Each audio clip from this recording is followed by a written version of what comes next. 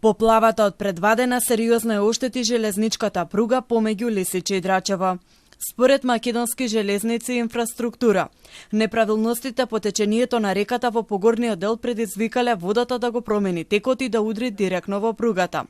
Оттаму велат дека избегната голема трагедија, бидејќи во моментот кога настанал контактот, автоматски се исклучил возниот вод.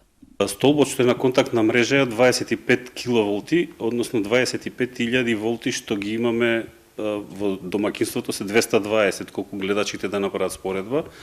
Меѓутоа железницата има автоматско исклучување на таков вод. Во моментот кога настанал спојот на струјата со пругата, заради големата влага и заради едно дрво што е паднато, автоматски се исклучил возниот вод, инаку можат да настрадат луѓе. Тоа е моментално настапува смрт ако дојде во допир со таа струја. Големата количина вода остави делови од пругата да висат во воздух. Овде се забележуваат паднати дрвја, подземни кабли излегоа на површина. А врз пругата е паднат и далеководен столб.